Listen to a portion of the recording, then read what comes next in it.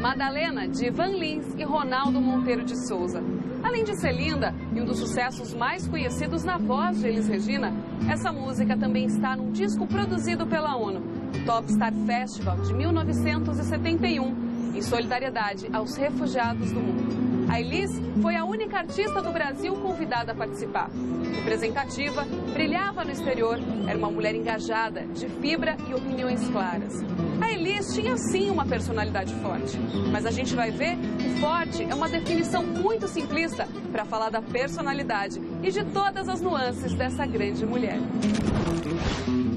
A Elis faz parte de uma geração em que as mulheres reivindicam para si um protagonismo até então nunca visto. Ela tinha uma intensidade de viver que era como se ela mostrasse para você, ó, vida é isso aqui, cara, né? Ficar ao lado de Elis era viver mesmo 3 anos em um, né?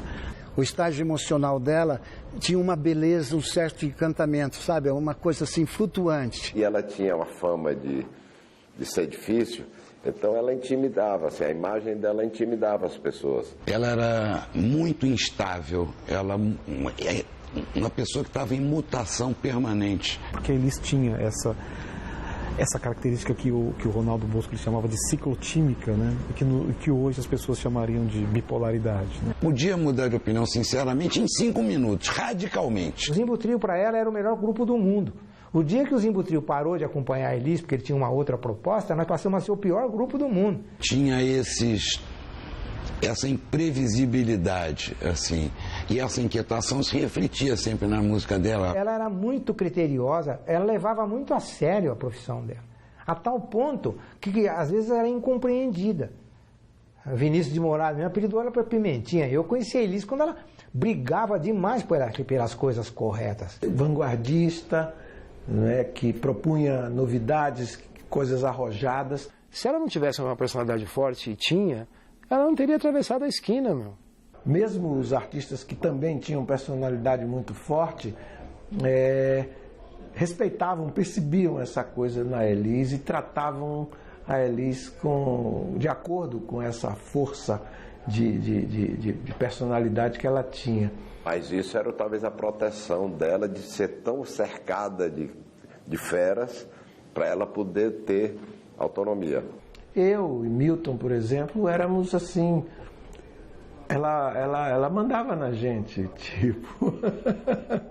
determinava muito claramente, falava muito forte, cobrava muito da gente e tal, e a gente sempre, ok, tudo. Viver com intensidade, que é algo apaixonante, né?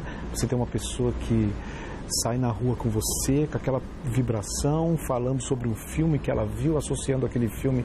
Isso era uma cultura que a Elis tinha paralela à música muito forte, cultura de teatro, cultura de cinema. Eu nunca vi uma cantora tão inteligente quanto a Elis. Tem algumas que são tão inteligentes quanto, mas esquece, meu. Lia muito, meu, mas lia mesmo, não dublava a leitura, lia mesmo. Tínhamos essa admiração grande por ela. E em alguns predominavam aspectos específicos. No caso, por exemplo, muitos se apaixonavam por ela. E o Milton talvez seja a paixão mais bonita de todas, porque ele nunca tentou nada. Ele nunca falou, Elis, eu estou apaixonado, eu preciso de você. Ele nunca teve coragem de fazer isso. Mas ele compôs. E tudo que ele compôs, ele fala isso. Eu compus para ela. Outros se encantavam extraordinariamente com a beleza espiritual dela. Que era a melhor mãe como artista, ainda, né? E dizia que cozinhava melhor do que cantava, né? A modéstia nunca foi uma coisa... Mas com 1,53 m você não pode ser modesto, entende? Senão o mundo te engole, né? E não engoliu. Elis Regina lançou grandes compositores, isso é um fato. Ela era uma espécie de selo de qualidade, como um atestado da boa música. O que significava, então, ser gravado por Elis Regina? Quais foram os artistas que ela ajudou a se tornarem ícones? Elis Regina, uma revolução na música. Era o sonho de todo grande compositor brasileiro, ou jovem, ou que tivesse a possibilidade de ter uma música gravada por ela, porque a vida dele ia mudar a partir daquilo. De abrir uma carreira, de ser reconhecido, de ser respeitado. Passou a vida procurando novos autores, compositores novos, que pudessem fazer para ela e dizer por ela as coisas que ela queria dizer. Não que o que tivesse aí não servisse para ela, mas eu já vi, eu quero algo novo. Percebeu logo a existência, não é, o surgimento de uma música brasileira forte, não é? Que estava chegando através de compositores novos, né? Ela mobilizava os melhores compositores da geração dela no Brasil. Todo mundo fazia música para Elis Regina cantar. E ao você buscar sempre o novo, você está se reciclando o tempo todo. Essa troca intérprete e autor é muito importante. Ela precisa desse combustível, as músicas. Ela gravava porque ela precisava gravar. É uma necessidade como a gente tem de comer e de respirar e tal. Era isso. Isso ninguém me contou, isso eu vi. Todos os artistas, compositores correram para Elis Regina porque eles queriam aquele selo de qualidade. Então, para o compositor, ter uma música gravada pela Elis era tudo que ele desejava. Ele passava a existir, digamos assim. Para ter a chancela, né, de que eu sou um artista a partir de agora. Ela se tornou a principal intérprete. Não só pela voz, pela qualidade, mas também pelo instinto. A música para Elis Regina não podia ter vacilo, né? Harmonicamente falando. Tinha que ter um texto muito bom. E, acima de tudo, esse texto tinha que ser uma coisa que ela queria dizer. E proporcionou oportunidades a muitos compositores, inclusive eu. Foi a primeira a gravar o Gil, foi a primeira a gravar o Milton, foi a primeira a gravar João Bosco, Ivan, Wagner. E foi ali que eu comecei a ser conhecido, a ter pessoas atrás de mim, porque eu estava sendo o compositor da Elis. Especialmente Belchior, né? Mas você vê a própria Elis aí dando uma demonstração de que ela tinha esse tipo de intuição ou de visão, né? Ela podia antever, né, alguém que realmente merecia o apoio dela. Imagina que a Elis gravou o Tim Maia, no momento que o Tim Maia precisava ser gravado, né? A Rita Lee e o Roberto, que está junto com ela, que é um grande compositor, um grande guitarrista, as pessoas levaram a sério definitivamente depois que a Elis gravou. O Erasmo Carlos chorou horrores quando viu a música dele sendo cantada pela Elis e falou, agora sim eu sou um compositor. Também foi assim quando ela gravou o Guilherme. Ele era um cara que todo mundo sabia que era bem, que tocava bem, tinha encadeamentos harmônicos incríveis, sucesso e tal, mas não tinha o respeito que com a Elis ganhou, né? Quem a Elis gravava, quem a Elis gostava, com quem a Elis se dava, enfim, era sinal de que aquilo ali pertencia àquele mundo. Entre 65, 75, tem um salto da produção e até um pouco no perfil do que se compõe de música brasileira, harmonicamente falando, poeticamente falando, graças a Elis Regina.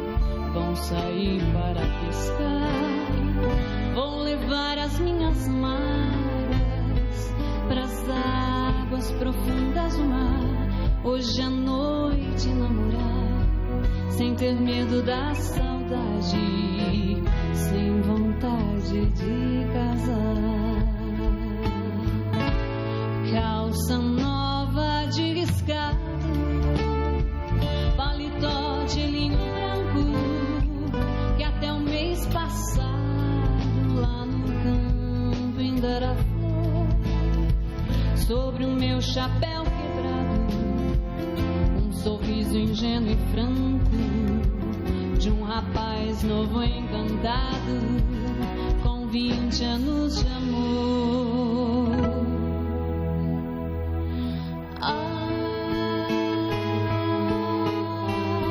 Aquela estrela é dele, vida, vento, vela, leva-me.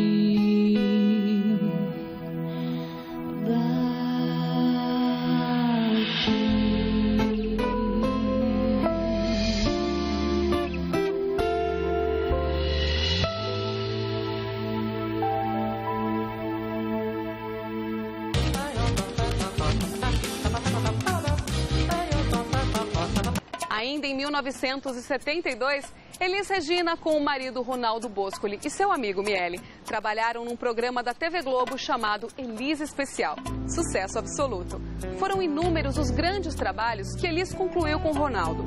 Mas como tudo em sua vida, o casamento com ele foi intenso e tumultuado. E em 72 mesmo chegou ao fim. Esse foi um dos motivos que fez Elis Regina sair do Rio de Janeiro e vir para São Paulo pela segunda e última vez. A partir daí, ela jamais se mudaria novamente, adotando a cidade como sua casa. Foi nesse período que o músico e arranjador César Camargo Mariano entrou definitivamente para a vida de Elis Regina. Eles já se conheciam. A primeira relação de César com a cantora foi de trabalho e depois de amor. Esse casamento deu muito certo. Considerado um dos mais belos encontros da nossa música, deixou uma grande marca na MPB. Quando ela migra para São Paulo de vez, quando ela se muda para cá, acho que ela estava em busca primeiro de um casamento mais estável, que ela conseguiu com César, depois com uma relação profissional mais consequente, são os discos mais memoráveis que ela gravou. a relação que é considerada uma grande relação da MPB, né? Cantora e pianista parece que feitos um para o outro. Ela gostava muito dos arranjos dele, mesmo antes de conhecê-lo. Ela já gostava dos arranjos dele. E ele tinha como um sonho trabalhar com ela. E o César, eu acho que ele colaborou bastante com as ideias que ele trouxe, né? As ideias dele, assim, como arranjador, como músico. Aí a gente tem a inauguração de uma nova sonoridade para Elis. E ali a química era perfeita, ali tinha uma alquimia entre os dois, dificilmente alcançada. Esse casal que começa trabalhando junto, se apaixona, César vai morar com Elis e ao mesmo tempo arranjando para ela, produzindo o seu novo disco. Além de ser um grande pianista, ele é um ótimo arranjador, você entendeu? A forma como o César pensa, a forma como ele arranja é algo absolutamente novo na música brasileira e a Elis vai se beneficiar disso porque vai ficar muito livre nesse processo de diálogo que ela tinha, nos improvisos que ela fazia, vai valorizar muito a Elis. Daí você tem o casamento perfeito. Porque foste em minha alma como amanhecer. César Camargo Mariano, Paulinho Braga, Luizão Maia e Hélio Delmiro, com Chico Batera na percussão, é o maior grupo de música brasileira que já subiu num palco. Porque além de tocarem muito e serem os maiores, cada um dentro do seu instrumento, dentro do ofício, teve uma química fora do comum e eles criaram uma linguagem própria. Baixo, num contratempo com bumbo de bateria, um piano curto, mas um timbre de teclado, muitas vezes, e fazendo uma levadinha que seria imitada depois. O César é um cara que com 10 anos sentou ao piano e começou a tocar sem nunca ter tocado. O pai dele teve um infarto e foi para o hospital.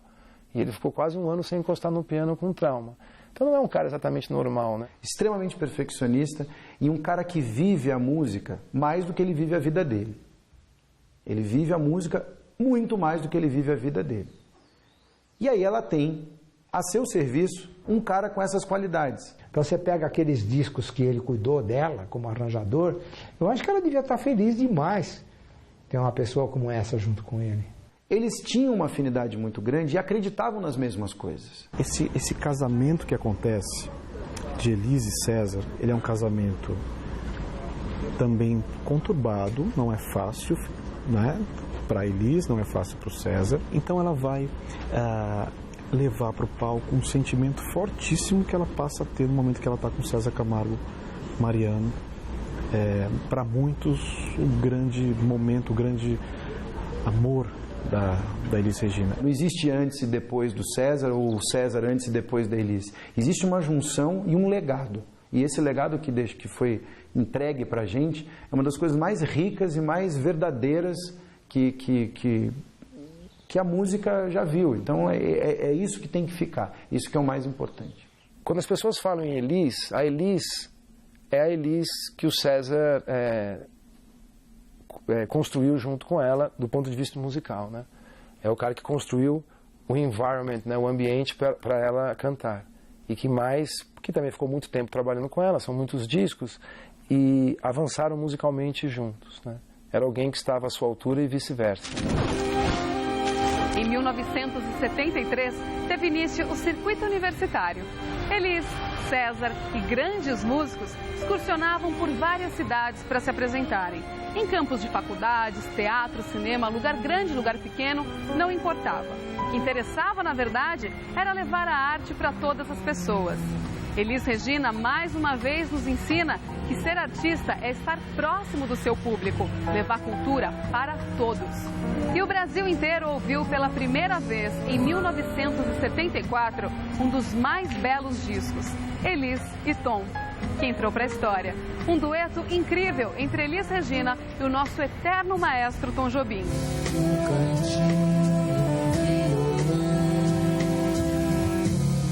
Com arranjos, é claro, de César Camargo Mariano.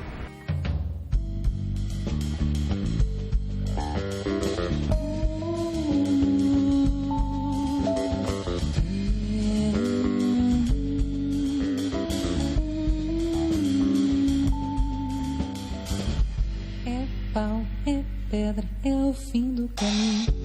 É um resto de topo, é um pouco sozinho. É um caco de vidro, é a vida, é o sol. É a noite, é a morte, é o laço, é o anzol.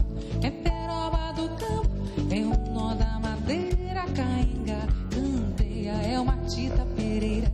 É madeira de vento, tombo da ribanceira. É mistério profundo, é um queira ou não queira. É o vento ventando, é o fim da ladeira. É a viga, é o vão, festa da cumieira. É a chuva chovendo, é conversa ribeira das águas de março. É o fim da canseira, é o pé, é o chão. É a marcha estradeira, passarinho na mão, pedra de atiradeira. É uma ave no céu, é uma ave no chão. É um regato, é uma fonte, é um pedaço de pão. É o fundo do poço, é o fim do caminho. No rosto um desgosto, é um pouco sozinho. É um estrepe, é um prego, é uma ponta, é um ponto. É um pingo pingando, é uma conta, é um conto. É um peixe, é um gesto, é uma prata brilhando. É a luz da manhã, é tijolo chegando. É a lenha, é o dia, é o fim da picada. É a garrafa de cana, o estilhaço na estrada. É o projeto da casa, é o corpo na cama. É o carro enguiçado, é a lama, é a lama. É um passo, é uma ponte, é um sapo, é uma rã. É um resto de mar, na luz da manhã. São as águas de março, fechando o verão. É promessa de vida no teu coração. É pau, é pedra, é o fim do caminho. É um resto de topo, é um pouco sozinho. É uma cobra, é um pau, é João, é José. É um espinho na mão, é um corte no pé. São as águas de março, fechando o verão. É a promessa de vida no teu coração. São as águas de março, fechando o verão. É a promessa de vida no teu coração. Elis já tinha tido uma primeira experiência misturando canto, dança e interpretação ainda em 1969, nos shows Elis com Miele Boscoli. Ela ainda não sabia, mas ali poderia estar o embrião para algo muito maior, o de grandes musicais. Falso Brilhante foi a primeira superprodução de Elis Regina, um espetáculo como o Brasil ainda não havia visto. O Falso Brilhante foi o maior espetáculo, o primeiro grande espetáculo na música brasileira. Não tinha esse conceito, né, de musical. Um espetáculo histórico em que ela não só ela, como o César Camargo Mariano e os músicos da banda, todos participavam de um musical, fazendo personagens. Ela fazia bailarina, o César o palhaço, contando vidas de artista e fazendo uma história da música brasileira. O Falso Brilhante tinha, então, uma característica muito autobiográfica. Ficando 1 ano e meio em cartaz, né? De quarta a domingo, 2 sessões no sábado e 2 no domingo, direto. Na época, um recorde de um espetáculo no mesmo local. E gravando um disco no Rio de Janeiro numa segunda e numa terça. Desmonta domingo, vai para o Rio de ônibus, grava 2 dias e não fica ruim, né? O Falso Brilhante, né? Tem Como Nossos Pais, foi gravado assim. Essa época era muito rica, né? Você tinha muito pouco recurso, então a criatividade ela falava muito mais forte. A preparação foi um episódio à parte, né? A preparação para o Falso Brilhante. A Elis pega os seus músicos, inclusive alguns são contra, os que são contra, tudo bem, ela troca, chama quem está a fim de fazer aquilo. O desafio é muito grande. Além de tocar, eles vão ter que interpretar. E tinha toda a parte teatral, né? Tinha o cenário, bonecos. Tinha lá, né, havia os momentos de interpretação, de canto, mas havia momentos belíssimos de interação com o cenário, os bonecos gigantes que o Naum Alves Souza concebeu, a direção muito viva, muito pulsante da Miriam Muniz. Ela traz mudanças de figurino no palco. O meu pai, ele se vestia de 2, 3 roupas. O baterista de arqueiro, o outro de super-homem, o outro de espantalho. E no meio trocavam e ficava tudo prata, branco e preto. A Miriam Muniz trabalhou essas pessoas como se fossem artistas, atores de teatro. Então isso foi um período mágico, eles ficaram internados num lugar fazendo expressão corporal e tal. Você não tinha moving light, painel de LED, explosão, você não tinha isso. Você tinha que jogar com truque de luz, com fumaça, figurino e, acima de tudo, muita arte. Era muito grande, era uma superprodução, mas não parecia uma superprodução, porque tudo era para parecer um circo de periferia, um circo do interior. E eu, como artista, posso dizer tranquilamente, você ter uma ideia é uma coisa, mas você precisa ter um bando de maluco do seu lado que compre a ideia com você e que encante aquela ideia com você. Não é um musical vazio, que se sustenta na beleza do cenário, que se sustenta nas canções. Mambembe mesmo, mambembe, tudo costurado ali e tal, muito bem feito, mas feito para soar assim. Então não parecia uma coisa da Broadway. Tem um fio condutor pensado pela própria Elis, que vai contando uma história que é ela mesma, né? Pouca gente talvez tenha se ligado a isso, tenha se apegado mais às interpretações belíssimas, aquele roteiro maravilhoso que eles montou, aquele repertório incrível, mas no fundo era triste, né? Como ela ficou grávida da Maria Rita, ela parou. E aí ela não, como sempre ter filhos foi uma prioridade, né? Parava e parava. Depois de O Falso Brilhante, Elis Regina encabeçou outros grandes shows, como Transversal do Tempo, Saudades do Brasil, O Trem Azul. Espetáculos que consolidaram a Elis atriz. A Elis, idealizadora de grandes projetos. A Elis, com César Camargo Mariano, chegou ao seu auge. Além da vasta e incrível produção musical, Elis e César deixaram outros dois grandes legados. Um casal de filhos. A Elis cantora e a Elis atriz ficaram pequenas perto da Elis mãe, agora de 3 filhos. Pedro Camargo Mariano nasceu em 1975 e Maria Rita, a caçula da cantora, em 77.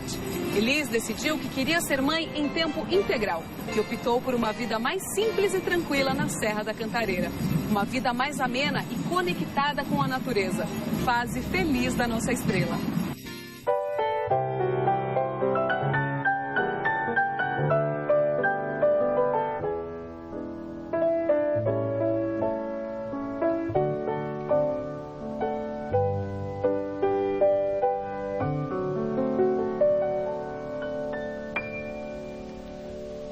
Os sonhos mais lindos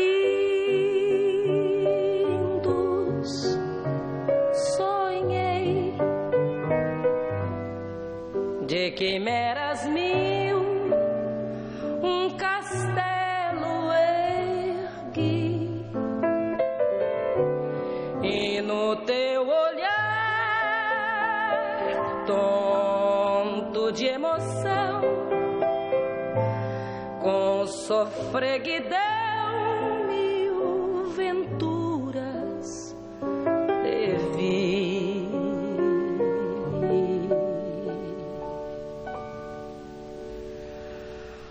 O teu corpo é luz, sedução, poema divino, cheio de esplendor. Teu sorriso prende, inebria, entorpece.